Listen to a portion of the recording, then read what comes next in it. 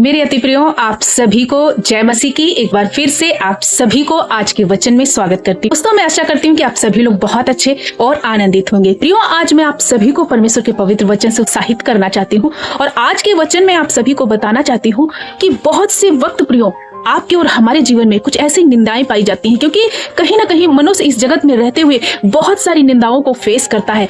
बच्चे हैं जो असफलता में चल रहे हैं, जो पढ़ाई लिखाई में असफल हो जा रहे हैं, उनके जीवन में ये निंदा है। कुछ ऐसे भाई बहन जो कर्जे के श्राप में डूब गए और बहुत ज्यादा उनके ऊपर ये निंदा का कारण बन गया, वो निंदित हो गए। बहुत सारे वक्त जो बहनें शर्मिंदगी को महसूस कर रही, जिनको किसी कारण वो संतान नहीं हुई और वो निंदा को फेस, वो निंदा से भरी हुई है। इसी समाज में रहते हुए बहुत सारी निंदाओं का हमें सामना करना पड़ता है। लेकिन निंदा का सामना करना बड़ी बात नहीं है, परंतु उस निंदित अवस्था में, उस शर्मिंदगी में जब आप धीरज से बने रहते हैं, वो सबसे बड़ी बात है। आइए मैं एक वचन से आप सबको उत्साहित करना चाहती हूँ, किस तरह से यीशु मसीह ने बहुत सारी निंदा को अपने ऊपर लेकर के भी उस वक्त वो शांत रहे और सब कुछ चुपचाप सहते रहे। एक वचन मैं आप सभी के बीच में पढ़ना चाहती हूँ, पहला पतरस और 2 अध्याय वचन नंबर 23 में कुछ इस प्रकार से लिखा है। तो गाली सुनकर गाली नहीं देता था और दुख उठाकर किसी को भी धमकी नहीं देता था, और अपने आप को सच्चे न्यायी के हाथ में वो मैं आप सबको बताना चाहती हूँ कि जब प्रभु यीशु मसीह को क्रूस पर चढ़ा रहे थे तो लोग उन्हें निंदित कर रहे थे, लोग उन पर थूक रहे थे, लोग उनको कोड़े मार रहे थे, लोग उनको जो है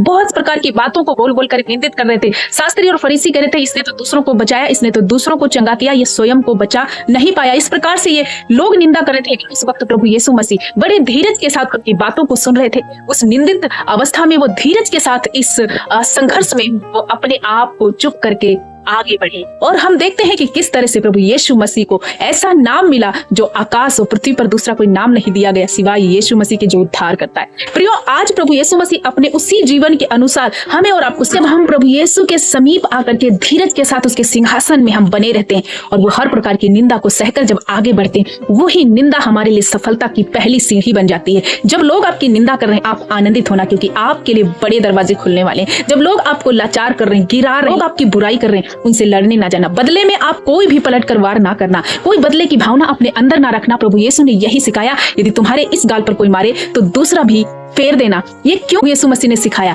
अपना जीवन स्वयं वो जी करके इसी धरती पर अपने बेटे और बेटियों को सिखाते गए कि तुम्हें ऐसे ही करना है। जब आप ऐसा करते हो तो आप अपने चरित्र के द्वारा प्रभु यीशु को, यहोवा परमेश्वर को प्रसन्न करते हो। और जब आप धीरज के साथ, नम्रता के साथ, संयम के साथ आगे बढ़ते हो तो आपके लिए बड़े बड़े दरवाजे खुलते हैं। आपके लिए वो कठिन परिस्थितियां भी हट जाती हैं। जब कोई आपको अपमानित कर रहा है, आप कर्जे के श्राप में हो, लेकिन डरना नहीं। आप प्रभु के सिंहासन की ओर, उस उद्धार करता, उस न्यायी सच्चे परमेश्वर के हाथ में अपने आप को समर्पित करना। वो आपको शिरोमणि बनाएगा। वो आपको उस कर्जे के श्राप से दूर करके, वो निंदा, वो शर्मिंदगी को हटा करके आपको एक अच्छा और एक